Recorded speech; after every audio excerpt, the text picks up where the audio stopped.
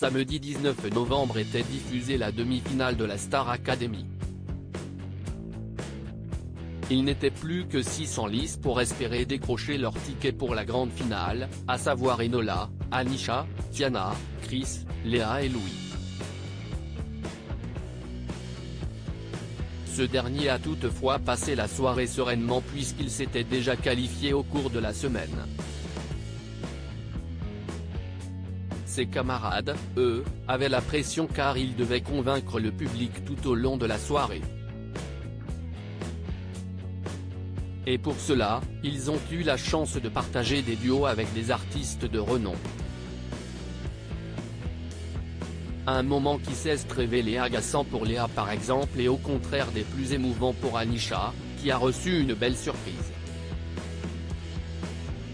Au terme de ce prime exceptionnel, ce sont Tiana et Chris qui ont été éliminés. Après quoi, les 4 finalistes Léa, Enola, Anisha et Louis sont rentrés au château de Damary-les-Lys pour y vivre leur ultime semaine. Mais, si la Star Academy s'arrête samedi prochain, pas question pour les professeurs de ménager leurs élèves. Des évaluations étaient même attendues ce mardi 22 novembre. Plus que stressantes, celles-ci sont néanmoins apparues comme un véritable cadeau puisque Michael Goldman avait annoncé qu'il devrait chanter sur des chansons originales, composées pour chacun d'entre eux par un artiste différent. Léa a notamment eu l'honneur de recevoir un titre imaginé par Vita et Renaud Rebillot. Il s'agit d'une chanson pop qui colle tout à fait à la personnalité de feu de Léa. Dès la première écoute, la jeune candidate de 24 ans a d'ailleurs été séduite. À tel point qu'elle s'imaginait déjà rencontrer beaucoup de succès.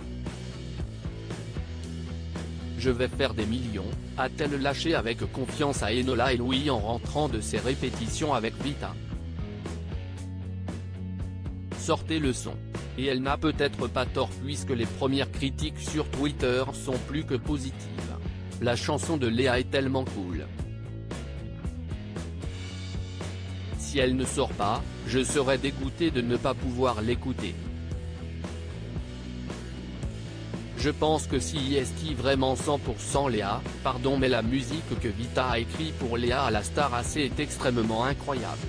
Sortez le son, la chanson lui va très bien que ce soit au niveau des paroles ou de sa voix, clairement un truc qui peut marcher en radio et on reconnaît l'empreinte Vita dans les mots je trouve, vivement la version studio de la chanson de Léa, peut-on lire entre autres.